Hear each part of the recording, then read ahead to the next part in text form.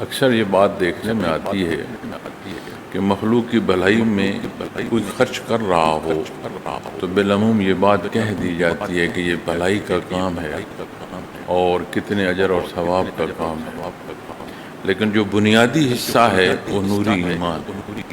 اگر کوئی صاحب ایمان نہیں ہے اور کوئی عمل یا کوئی خرچ ایسا کر رہا ہے کہ جس سے مخلوق کو بھلائی میسر آ رہی ہے تو کوئی نہ کوئی اس کا مقصد ہوگا۔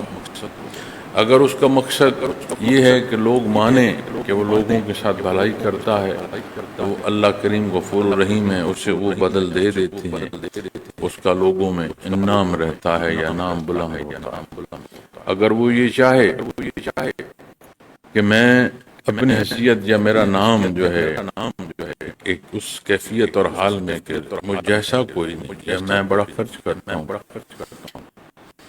اور اگر لوگوں کی بھلائی چاہتا ہو اسے اس کے بدلے میں دنیا کی بھلائی مل جاتی ہے، مصیبت ٹل جائے گی، اسے اور دولت مل جائے گی، اسے اور صحت مل جائے گی۔ اللہ کریم قادر مطلق ہیں، کوئی پہلو ایسا نہیں ہے کہ جو اللہ کریم کے دستے قدرت سے باہر۔ اب یہاں دوسرا جو سوال کیا جاتا ہے وہ یہ کیا جاتا ہے کہ جب اس نے بھلائی کی ہے تو پھر اس کو آخرت میں سزا کیوں؟ بڑی سادہ اور صاف بات ہے کہ آخرت پر اس کا ایمان نہیں ہے، اللہ جل شانہ کی ذات پر اس کا ایمان نہیں ہے، آخرت پر اس کا ایمان کیسے ہو؟ پھر جب آخرت کا ایمان نہیں ہے تو جزا و سزا کو تو وہ نہ مان رہا ہے اور نہ اس کی توقعات ہیں اس طرح جیسے حق ہے۔ تو جو دار دنیا کا عمل وہ کر رہا ہے اللہ کریم کے حضور وہ ادھار نہیں رہتا۔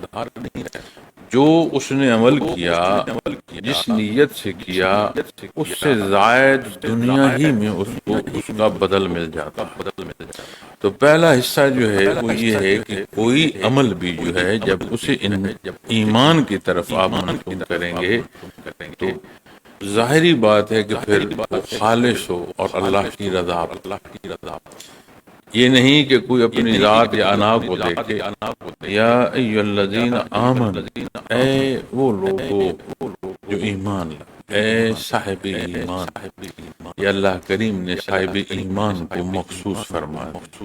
صدقہ خیرات، حدیث شریف میں آتا ہے کہ حلال مال سے، پاک مال سے صدقے کو شرف قبولیت اللہ کے حضور ملتی ہے، حرام مال جو ہے اسے شرف قبولیت نہیں ملتی۔ اب حلال اور حرام یعنی حرمت کی بات تو بعد آئی، پہلا حصہ ایمان ہے۔ تو جو صاحب ایمان ہے یہ اس کے لیے بہت عظمت کی بات ہے کہ اللہ کریم نے اسے مخاطب فرمایا، پھر اللہ کریم کے نام پر وہ خرچ کرتا ہے، انفاق فی سبیل اللہ کی اسے اللہ توفیق دے۔ جب صاحب ایمان کی بات آتی ہے تو سارے معاملات میں وہ اللہ کی طرف منسوب ہو جاتا ہے، وگرنہ بندہ یہ کہے گا کہ میں نے اتنا خرچ کیا، میں نے فلاں کی اتنی مدد کی، میری وجہ سے اس معاشرے کا جو تغیر و تبدل ہے وہ قائم ہے، لیکن جب وہ صاحب ایمان کی کیفیت اور حال میں ہوگا تو اسے ہر پہلو جو ہے اللہ کی طرف منسوب کرنا ہے، چونکہ حقیقت یہی ہے۔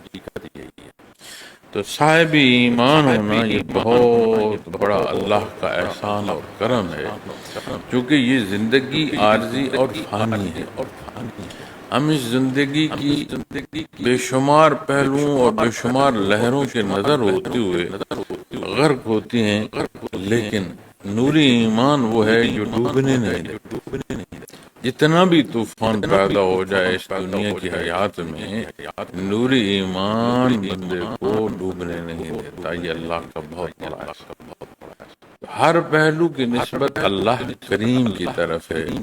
جو خرچ کر رہا ہے خرچ کرنے کی جو استعداد پیدا ہوئی، یعنی جو مال اسے میسر ہے یہ بھی اللہ کا دیا ہوا ہے۔ جو خرچ کر رہا ہے وہ جو توفیق ہے وہ بھی اسی کی دی ہوئی ہے، وہ خود اور اس کی ذات اس قادر مطلق کی محتاج ہے، اس نے اسے ہونا عطا فرمایا ہے تو وہ پھر جسے دے رہا ہے یہ نہیں ہے کہ یہ اس کی وہ احتیاج پوری کر رہا ہے، اللہ کا اپنا نظام، جسے دے رہا ہے اسے کہاں سے دے رہا ہے، کیسے دے رہا ہے، کتنا دے رہا ہے، اس میں اس کی نیت کیا کیا دخل ہے۔ ایسا نہیں ہو سکتا کہ کوئی کسی کا مال جو ہے وہ ہڑپ کر جائے، چوری اور ڈاکہ کر لے، ظلم اور زیادتی کر لے، اور آ کر 100 دیگیں پکانا شروع کر دے کہ یہ جی میں صدقہ اور خیرات کر رہا ہوں۔ ایمان، اور اس کے بعد پھر فرماتا ہے یعنی پاک ہو، حلال ہو۔ فرمایا انفقوا من طیبات ما کسبتم، فرمایا اپنی کمائی سے عمدہ چیزیں خرچ کیا کرو، اپنی کمائی سے خرچ کیا کرو، یعنی جس پر تم نے محنت کی، اپنی کمائی، اپنی محنت۔ اب وہ جو محنت ہے، وہ جو اس کی کاوش ہے، اس کے اصول اور ضابطے بھی موجود ہیں، کہ ایسا نہیں ہے کہ اس محنت کو کسی سے چھیننے میں استعمال کیا جائے اور اسے کہا جائے کہ یہ محنت۔ وہ جو اصول اور ضابطے دین اسلام نے دیے ہیں اس کے مطابق محنت ہو، اور پھر اللہ کریم جو بدل عطا فرمائے پھر اس کا خرچ ہو۔ ما کسبتم، یہ ایک ایسا حصہ ہے جس میں محنت ہو، کسب ہو۔ ومما اخرجنا لکم من الارض، اور فرمایا اور ہم نے تمہارے لیے زمین سے پیدا کیا، جیسے میں پیشتر عرض کر رہا تھا کہ اللہ کا دیا ہوا مال ہے، اور یہاں جو فرمایا اور جو ہم نے تمہارے لیے زمین سے پیدا کیا۔ اب پیداوار کو اگر آپ تحقیق کریں، اس پیداوار کا سارا تعلق زمین سے ہے، چونکہ آسمان سے جب بارش برستی ہے نا تو وہ جو رویدگی پیدا کرتی ہے وہ بھی زمین پر ہے۔ تو جو کچھ پیدا ہوتا ہے وہ زمین سے ہوتا ہے، چاہے آپ اسے جنس کی صورت میں دیکھیں، چاہے آپ اسے معدنی وسائل کی کیفیت اور حال سے دیکھیں۔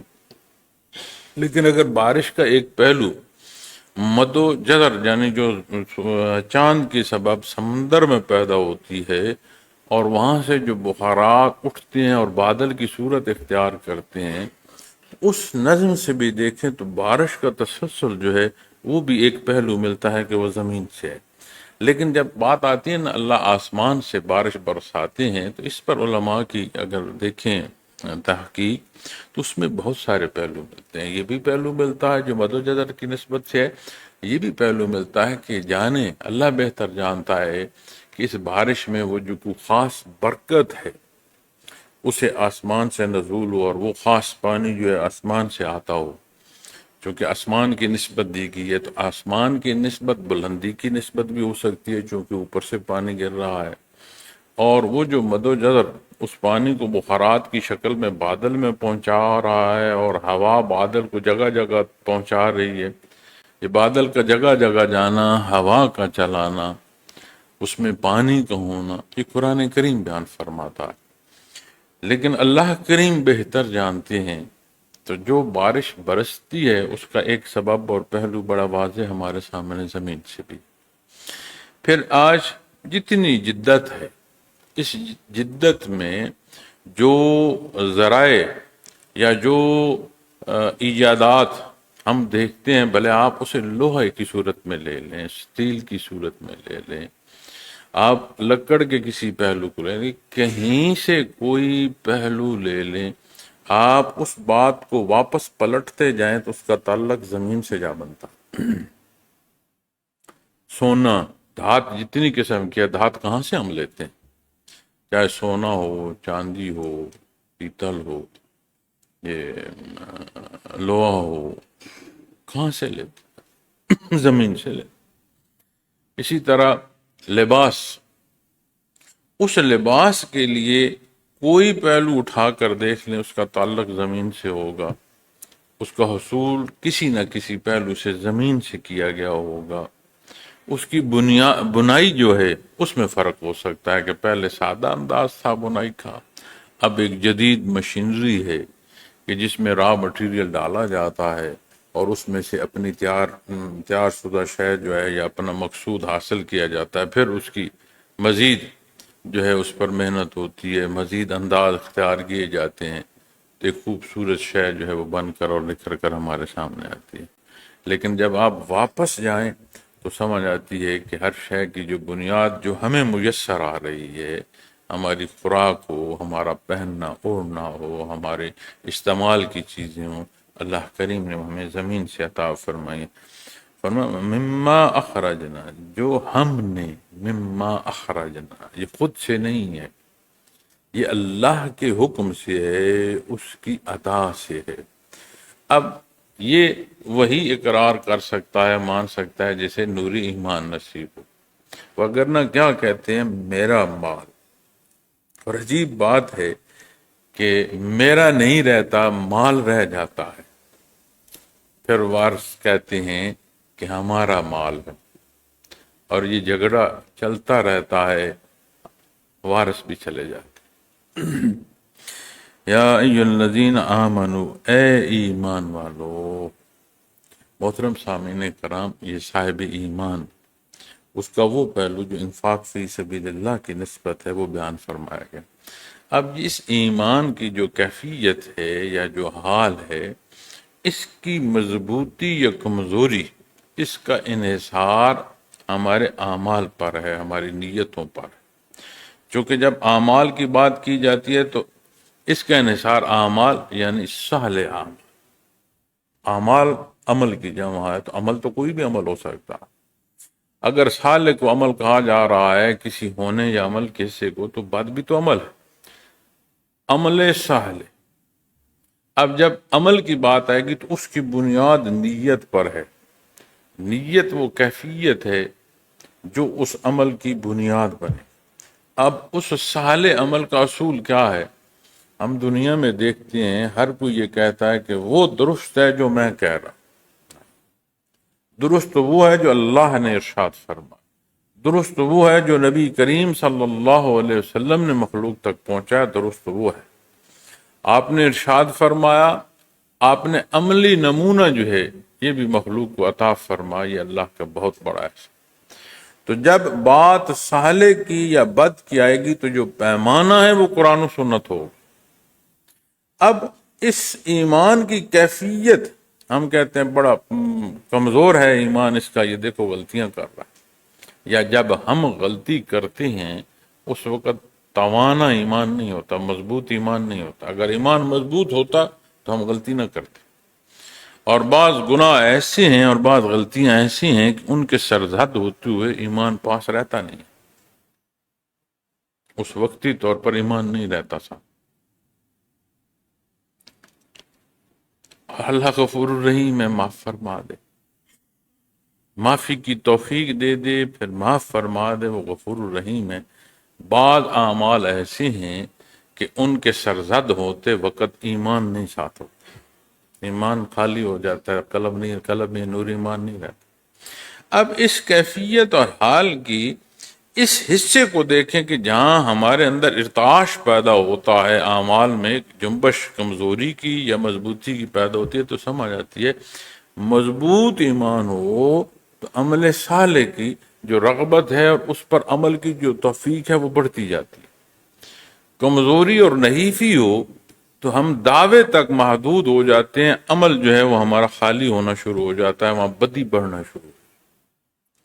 اب وہ اعمال جو اختیار کیے جائیں جس سے ایمان مضبوط ہو، دنیا امتحان گاہ ہے، یہ یاد رکھیں۔ ہم یہ بھول جاتے ہیں کہ یہ دنیا امتحان گاہ ہے، یہ بھول جاتے ہیں۔ اس لیے ہم کہتے ہیں میں تو کوشش کرتا ہوں کہ نماز پڑھی نہیں جاتی۔ میاں تو کھانا کھاتا ہے، کھایا جاتا ہے، پانی پیتا ہے، پیا جاتا ہے، سونا چاہتا ہے، سو جاتا ہے، ہنسنا چاہتا ہے، ہنس لیتا ہے، رونا آتا ہے، رو لیتا ہے۔ نماز کے وقت کہتے ہو کہ جی مجھ سے نماز نہیں پڑھی، میں کیا کروں جی، دل ہی نہیں کرتا ذکر کروں۔ اس دل کو اس قابل چھوڑو نا کہ اس کا رجحان جو ہے وہ نیکی کی طرف ہو۔ تو پھر صاحب ایمان یہاں جو فرمائے یا ایھا الذین آمنوا انفقوا من طیبات ما کسبتم، یہ جو تم محنت کرو گے، اللہ کی راہ میں خرچ کرو گے، اس سے سمجھ آئی کہ ایمان کی مضبوطی کے لیے سہل اعمال درکار ہے اور اس کی تقسیم میسر ہے۔ سب سے بڑا حکم جو ہے وہ فرائض کا ہے، فرائض میں سب سے بڑا حکم نماز کا ہے، جسے ہم بالعموم چھوڑتے ہیں، جسے ادا کرتے ہوئے ہماری جو صلاح ہے وہ عدم توجہ کا شکار ہوتی ہے، ہمیں کوئی پتہ نہیں ہوتا ہم کیا پڑھ رہے ہیں، کتنی رکعت پڑھ چکی ہیں، اور نیت سے آخر تک اگر ہم خود اپنی نماز کا جائزہ لیں تو میرا نہیں خیال کہ ہم خود بھی یہ کہہ سکیں کہ ہاں یہ نماز کہلانے کے قابل ہے جو میں نے عمل اختیار کیا۔ اللہ کریم قبول فرما لے، وہ غفور رحیم ہے۔ اگر پوری توجہ سے پڑھے کوئی ہم جیسا گناہگار تو بھی اس کا پڑھنا اس درجے کا نہیں ہے جو شان اللہ رب العالمین کی ہے، اور پھر ہم ابتدا سے اللہ اکبر سے السلام علیکم ورحمۃ اللہ تک اپنا ایک ایک عمل، ایک ایک ادائیگی اور ایک ایک رکن آپ غور فرما لیں۔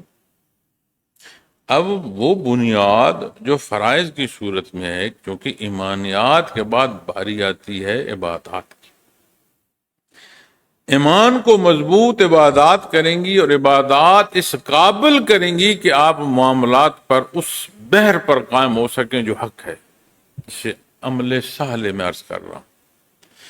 تو یہ ایک ایسا ربط بنتا ہے کہ جس طرح ایمان اعمال تک ایک مضبوطی کا سبب بنتا ہے کہ صالح اعمال اختیار ہوتے ہیں، اسی طرح ہر صالح عمل، ہر نیکی واپس ایمان کی مضبوطی کا سبب بنتی چلی جاتی ہے۔ اب یہاں آپ غور فرمائیں تو ظاہری طور پر اے ایمان والو اپنی کمائی سے عمدہ چیزیں خرچ کیا کرو جو ہم نے تمہارے لیے زمین سے پیدا کیا ہے، لیکن آپ اسے پر غور فرمائیں تو ایک عمل ہے اور صالح عمل ہے، اس کا حکم دیا جا رہا ہے۔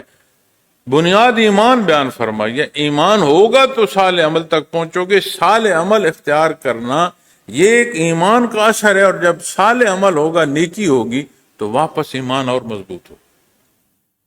ایک حصہ یا ایک عمل بیان فرمایا جا رہا ہے، لیکن ساری زندگی اور زندگی کی جو مراحل ہیں اور جو روزمرہ کی زندگی اور اس کے اندر ہمارا اپنا کردار ہے، اسے غور فرمائیں۔ ہر حال میں ہم نے اس میں سے گزرنا ہے۔ جیسے یہ دن طلوع ہوتا ہے، دن غروب ہو جاتا ہے، اب کسی کو پسند ہے، کسی کو پسند نہیں ہے۔ یہ طلوع و غروب جب تک اللہ کا حکم ہے جاری و ساری ہے، تو کیا جو نہیں مان رہا وہ ان شب و روز میں سے نہیں گزر رہا؟ یقیناً گزر رہا۔ اسی طرح جب ہم اعمال کی بات کرتے ہیں تو عملی زندگی کے اس حصے سے میں بھی گزر رہا ہوں، آپ بھی گزر رہے ہیں۔ ضرورت اس امر کی ہے کہ ہم اپنے اعمال کو دیکھیں، اپنی نیتوں کو دیکھیں کہ کس واسطے یہ عمل ہم کر رہے ہیں۔ اسی لیے تو صوفیاء کا یہ فرمان ہے کہ بندے مومن میں، یعنی بحثیت صوفی اور سالک، صوفی اور سالک یقیناً ایمان کے بعد یہ بات آتی ہے، بنیاد تو ایمان، لیکن اس محنت اور مشقت اور مجاہدے میں کو داخل ہو جائے کہ وہ بالعموم جو احکامات ہیں ان کی تکمیل کے ساتھ پھر خاص طور پر محنت اور مجاہدہ جو اختیار کرے، اپنے آپ کو اللہ کریم کی رضا میں مضبوطی سے ڈھالنے کی کوشش کرے، ایک مجاہدہ کر رہا ہو، محنت کر رہا ہو، پہلے تکلیف اٹھانی پڑتی ہے تو تکلیف اٹھا رہا ہو۔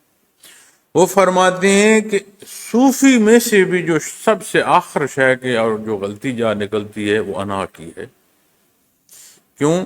اب جو بندہ نفلی عبادت اختیار کر رہا ہے اس کے ساتھ شیطان یہ محنت نہیں کرتا کہ وہ فرض چھوڑ دے۔ فرض کی تکمیل ہے، اس کے بعد سنت کی تکمیل ہے، اس کے بعد نوافل کی تکمیل ہے، اور جو نفل پڑھ رہا ہے اس کے چھوٹے تو نفل چھوٹیں گے، فرض تو نہیں چھوڑے گا۔ اب اس کے ساتھ یہ محنت کرنے کی بجائے کہ وہ فرض چھوڑے، وہ نہیں چھوڑے گا، بجائے اس کے کہ اس کے ساتھ نفل چھڑایا جائے، وہ کوشش کرتا ہے تیرے جیسا فرض ادا کرنے والا کوئی نہیں، تو اسے انا میں ڈال دے۔ اسی لیے پھر یہ جو کیفی حصہ ہے اس میں استاد ضروری ہے، ہر شعبے میں استاد کی ضرورت ہوتی ہے، اس میں سب سے زیادہ ضرورت ہوتی ہے۔ جیسے ایک انگلی پکڑ کر کوئی چلائے، بچے کو ہم سکھاتے ہیں نا چلنا، یہ اس سے نازک تر ہے۔ ایسا نہیں ہے ہر شے تحریر میں ہے، کسی کو کہو کہ جو تحریر کر دی گئی ہے، جو تقریر کر دی گئی ہے، اسی کو پڑھ لے، اسی کو سن لے، اور پھر ان مدارج کے حصول کو دیکھ لے۔ میں نے آج تک اپنی زندگی میں نہیں دیکھا۔ اسے نسبت چاہیے، اور اس میں کسی استاد کی ذات کی بات نہیں، اصول اور ضابطے کی بات ہے، اور اس تعلق کی بات ہے جو تسلسل ہے کیفیات محمد رسول اللہ صلی اللہ علیہ وسلم۔ تو جب اعمال کی بات آتی ہے معزز سامعین کرام، سہل اعمال جہاں مضبوط ایمان سبب بنتا ہے، وہاں ہر عمل، ہر نیکی، ہر صالح حصہ ایمان کی اور مضبوطی کا سبب بنتا ہے۔ اور جب فرمایا گیا نا ما کسبتم مما اخرجنا، اللہ نے جو پیدا فرمایا، عطا فرمایا، ہونا، کسی شے کو ہونا اللہ نے، تو پھر یہ اقرار ہے کہ میں نہیں کر رہا، اس عمل کی توفیق بھی اللہ دے رہا ہے، اور جو تسلسل میں یا دینے میں ہے یہ بھی اللہ کا مال ہے، جسے دے رہا ہوں وہ بھی اللہ کا ہے، اور اس کے جو نتائج ہیں وہ بھی اللہ کریم کے دست قدرت میں۔ وَمِمَّا أَخْرَجْنَا لَكُم مِّنَ الْأَرْضِ، پھر ارشاد فرمایا وَلَا تَيَمَّمُوا الْخَبِيثَ مِنْهُ تُنْفِقُونَ وَلَسْتُمْ بِآخِذِيهِ إِلَّا أَن تُغْمِضُوا فِيهِ، اور فرمایا اور ناکارہ یعنی خبیث چیز کا قصد نہ کرو کہ تم خرچ کرو اور خود اس کو لینا نہ چاہو، سوائے اس کے کہ اس کے بارے میں چشم پوشی کر جاؤ۔ قرآن کریم ہے، اللہ کریم کا کلام ہے، مخلوق اس حضرت انسان کی رہنمائی کے لیے اللہ نے اسے عطا فرمایا ہے، تو جس نے پیدا فرمایا وہ اس کی باریکیوں سے بھی واقف ہے، یہ کہتا کیا ہے، یہ سوچتا کیا ہے، یہ چاہتا کیا ہے، کتنی ہی پہلو ہیں۔ ہم بول رہے ہوتے ہیں، ہمارے الفاظ جو ہوتے ہیں اس کے ساتھ ہماری سوچ نہیں مل رہی ہوتی، ہم اس وقت سوچ کیا رہے، اور اس سوچ پر ہم حصول کیا رکھ رہے ہیں، ہم نہیں جائزہ لے سکتے ایک دوسرے کا۔ کتنی دفعہ زندگی میں اس تجربے سے گزرے ہیں کہ کہنے والے نے کچھ کہا، فرض کرو ہم اس کے ساتھ آمادہ ہو گئے، جب بات نتائج تک پہنچی تو سمجھ آئی کہ اس نے عمل تو کچھ اور کیا، جب موقع گزرا تو سمجھ آئی وہ تو چاہتا کچھ اور تھا، مجھے تو کچھ اور کہتا رہا، میں سمجھ کچھ اور رہا تھا، نتائج کچھ اور آ گئے۔ کیا یہ نہیں ہوتا روزمرہ کی زندگی؟ تو ہم جان پائیں یا نہ جان پائیں، وہ مالک ہے، وہ خالق ہے، وہ علیم ہے، جانتا ہے۔ اب یہی یہاں اب غور فرمایا اور ناکارہ خبیث چیزوں کا قصد نہ کرو، یعنی جو تم اپنے لیے پسند نہیں کرتے اسے تم اللہ کے نام پر دے رہے ہو، فرمایا اس کا قصد نہ کرو، اس کی ضرورت نہیں ہے کہ تم یعنی نیکی کے لیے خرچ کرو اور خود اس کو لینا نہ چاہو، اللہ پر احسان کر رہے ہو۔ اور یہ اکثر ہم معاشرے میں دیکھتے ہیں کہ وہ شے جو اپنے کام کی نہ رہے، ہم کہتے ہیں کسی غریب کو دے دو، اس کے کام کی تو ہو، اس قابل تو ہو کہ وہ اس سے استفادہ کر سکے، یا صرف اپنے گھر سے کوئی گند ختم کرنا ہے تو اسے دے رہے ہو اور ساتھ احسان بھی چڑھا رہے ہو کہ میں تمہیں دے رہا ہوں، اور اگر اس جیسی شے تمہیں دی جائے تو پھر کیا تم پسند کرو گے؟ یہ ارشاد فرمایا جیسے نماز کی ادائیگی میں ہم لباس جو پہنتے ہیں، کیا وہ لباس بالعموم زندگی میں بھی ہم پہنتے ہیں؟ اسی لیے جو دینی تعلیم ہے کہ نماز کی ادائیگی میں اپنا لباس وہ ہو، نماز کی ادائیگی میں جو آپ بالعموم استعمال کرتے ہیں، پھٹی پرانی ٹوپی پہن لیں، پرانا کرتا کو آپ اسی وقت پہنے نماز ادا کر لیں، بدن ڈھانپ لیا ہے، تو کیا اسی پرانے کرتے یا اسی پھٹی ٹوپی سے آپ بازار میں چلے جاؤ گے؟ تو نہیں وہاں جانے کے لیے بدلنا ہوگا۔ اللہ کے حضور حاضری کے لیے وہ چیز جسے تم مخلوق میں جانا پسند نہیں کرتے اسے مالک کے سامنے پسند کر رہے ہو۔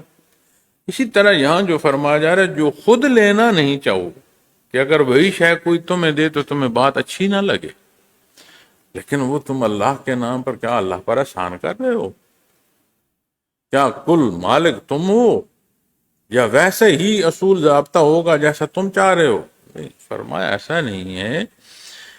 اور ناکارہ چیز کا قصد نہ کرو، بڑا صاف بیان فرمایا، ولا تیمموا الخبیث، اس کا قصد نہ کرو، ضرورت ہی نہیں ہے اس کی کہ تم نیکی میں تو خرچ کرو اور خود اس کو لینا نہ چاہو، الا ان تغمضوا فی، سوائے اس کے کہ اس کے بارے میں چشم پوشی کر جاؤ، تمہیں بھی معلوم ہے کرتے ہو تو تم چشم پوشی کر رہے ہو، اس کی ضرورت نہیں ہے، کیونکہ ولا تیمموا الخبیث، اس کے قصد کی ضرورت نہیں ہے، اللہ کو نہیں پسند اس کے نام پر اس کی مخلوق کو تم ناکارہ چیزیں دو۔ جو اس نے تمہیں دیا ہے اس میں سے تم اس کے نام پر وہ پسند کر رہے ہو کہ جو ناکارہ ہے، جسے خود پسند نہیں کرو گے۔ اور اس میں محترم سامعین کرام آپ یہ غور فرمائیں کہ جب ہم اس تقسیم میں اس پہلو کو لیں تو اللہ یہ نہیں فرماتے کہ جو کچھ تمہیں دیا ہے بانٹ دو، ایک اعتدال۔ اب زکوٰۃ ہر ایک کو حکم نہیں ہے، زکوٰۃ صاحب استطاعت پر زکوٰۃ ہے، اور جو آپ صدقہ کرتے ہیں اس صدقے کی نسبت بھی ایسا نہیں ہے کہ اپنا ہاتھ کھول دو، قرآن کریم فرماتا ہے اپنا ہاتھ نہ، لیکن یہ بھی فرماتا ہے کہ اسے اپنے گلے کے ساتھ نہ باندھ لو کہ تم سمجھو کہ ہر شے میں نے ہی جوڑ کر رکھنی ہے، یہ کہیں نہیں جائے گی، یہ شے رہ جائے گی، تو چلا جائے۔ تو بندے مومن کا جو صاحب ایمان ہے اس کا ہر خرچہ، ہر انفاق وہ فی سبیل اللہ کے معنوں میں آتا ہے اور کسی نہ کسی درجے میں صدقہ ہوتا ہے، بھلے وہ خرچ اپنے گھر پر کر رہا ہو، اہل و عیال پر کر رہا ہو، ذات پر کر رہا ہو، یہ سارا خرچ اس کا اللہ کے نام پر صدقہ ہے۔ اس لیے کہ جو اپنے وجود کی دیکھ بھال ہے، یہ وجود اللہ کا ہے، ہمارے پاس امانت ہے۔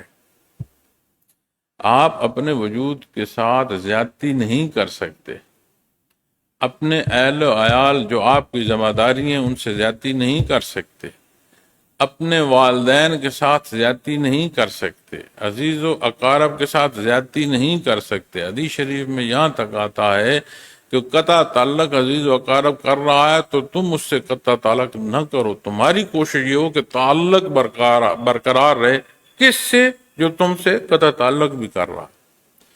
تو تمہارا جو عمل بنیاد پر جاؤ نا، یا ایھا الذین آمنو، اے صاحب ایمان، اس بنیاد پر جو ہر عمل کی نسبت اللہ کریم کی طرف ہو جائے گی، اور اللہ کا حکم ماننا کیا یہی نیکی نہیں ہے؟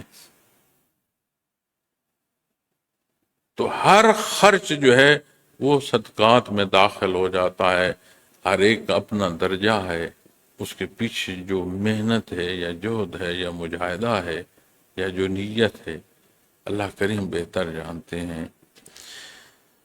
تو فرمایا وَاعْلَمْ أَنَّ اللَّهَ عَلِيٌّ حَمِيدٌ، اور خوب جان لو کہ اللہ کسی چیز کے محتاج نہیں ہیں، تعریف کے لائق ہیں، یعنی ہر شے کی نسبت اس کی طرف ہے، وہ کسی محکومی میں نہیں ہے، ہر شے وہ عطا فرماتا ہے، جس پہلو سے بھی بات آئے گی اس کی تعریف ہوگی۔ تو تعریف کی جو نسبت ہوتی ہے یہ نہیں ہوتی کہ جو تعریف کر رہا ہے وہ عطا کر رہا ہے یا دے رہا ہے، نہیں، اس کے وصف کی تعریف ہوتی ہے جس کی نسبت بات ہو رہی ہو۔ تو فرمایا گیا ہے وَاعْلَمْ، اور خوب جان، اچھی طرح سمجھ لو، ان اللہ غنی حمید، اللہ غنی ہے، حمید ہے، اس کی حمد کرو۔ سبحان اللہ۔ تو محترم سامعین کرام، جو ہم یہ خرچ کرتے ہیں اس سے مراد یہ نہیں ہے کہ ہم اللہ پر احسان کر رہے ہیں، اور اس کو اگر اعمال بالعموم پر لے آؤ تو کوئی ورع اور تقوی یا نیکی یا عمل صالح یہ آخرت میں یا اس جہان کے چلانے میں اللہ کی ضرورت نہیں ہے، وہ بے نیاز ہے، وہ محتاج نہیں ہے۔ احتیاج کی نسبت مخلوق کی طرف ہے، خالق کی طرف سے نہیں ہے۔ تو جب اس جاننے کو وعلم جان لو، تو یہ جاننا نصیب ہو جائے تو حال بدل جاتا ہے۔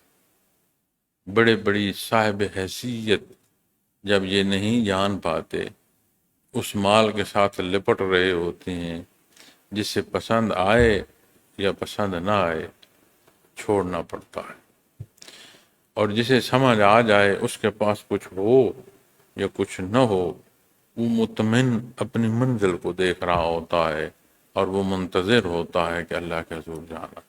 بڑا فرق۔ اس جانے سے ڈرنا اور اس جانے کا منتظر ہونا، یہ دو الفاظ یا دو کیفیت ہیں، بڑا فاصلہ ہے سامعین کرام، اس میں بڑا فاصلہ۔ تو اعمال صالح جو ہیں وہ بندے کو منتظر کی کیفیت سے آشنا بھی کرتے ہیں اور حال بھی دیتے ہیں۔ اعمال بد جو ہیں وہ پھر اس نسبت سے دور کرتے ہیں، بندہ خوف کھاتا ہے جانے سے۔ تو جانا تو ہے، اس میں تو کوئی دوسری رائے نہیں ہے۔ آبادیوں کو ہم دیکھتے ہیں، شہروں کو ہم دیکھتے ہیں، ساتھ کہا جاتا ہے شہر خاموشاں۔ آبادی تو وہ بھی ہے نا جی جہاں کسی کی آواز سنائی نہیں دے رہی، جہاں مدفون ہیں لوگوں کے، لوگ دفن ہیں، قبرستان ہیں۔ تو شہر اور شہر خاموشاں، یہ ہم پلہ چلتے ہیں۔ اور اگر ہم یہ دیکھیں کہ شہر خاموشاں کی آبادی تو ان آبادیوں سے وہاں زیادہ ہے کہ حضرت آدم علیہ السلام سے لے کر آج تک جو لوگ دفن ہو چکے ہیں ان کی تعداد کہیں زیادہ ہے بنسبت ان کے کہ جو اس دھرتی کے سینے پر چل پھر رہے ہیں، جو اپنی حیات کی فرصت کی تکمیل میں ان کی تعداد زیادہ ہے۔ تو وہ شہر خاموشاں وہ عدد میں بہت زیادہ ہے۔ تو کبھی وہ بھی تو بچتے تھے، جیسے آج میں اور آپ اپنی سانسیں پوری کر رہے ہیں۔ ان کا وقت تمام ہوا تو کیا ہمارا یہ حال قائم رہے گا؟ نہیں۔ وَاعْلَمُ أَنَّ اللَّهَ غَنِيٌّ حَمِيدٌ، اور خوب جان لو کہ اللہ کسی چیز کے محتاج نہیں ہے۔ اس کو دونوں پہلوؤں سے دیکھیں، ایک یہ کہ جو کچھ میں دے رہا ہوں وہ محتاجی نہیں ہے، دوسرا اللہ میرے عمل کا محتاج نہیں ہے۔ اسے نیکی اور ورع اور تقوی کسی سے مقصود ہوگا تو وہ بندہ جو ہے وہ محتاج ہے، وہ میں نے نہیں عمل کیا، وہ کسی اور کو اس عمل کی توفیق دے دے گا۔ جس کی کمزوری یا جس کی ضرورت اس نے پوری فرمانی ہے وہ مالک ہے اسباب کا، اور 100 سبب عطا فرما دے۔ والذین جاہدوا فینا لنہدینہم سبلنا، اسے کوئی نہیں، اس کی نسبت جو ہے وہ اسے ایک راستہ نہیں، راستے عطا فرما سکتا ہے، اور اگر کسی کی احتیاج وہ پوری کرنا چاہتا ہے تو وہ محتاج نہیں ہے۔ یہ جان لو اور یہ سمجھ لو۔ یہ ہے نا وَاعْلَمُوا، اس سے مراد یہ نہیں ہے کہ اسے سماعت کرو، نہیں، یہ وہ سننا ہے، جاننا ہے جس پر یقین کرو، اسے سمجھو، اس کے مطابق عمل کرو۔ اللہ کریم کمی بیشی معاف فرمائے، نیکی کی توفیق عطا فرمائے، بدی سے بچنے کی اللہ کریم توفیق اور اپنی حفاظت عطا فرمائے۔ وآخر دعوانا الحمدللہ رب العالمین۔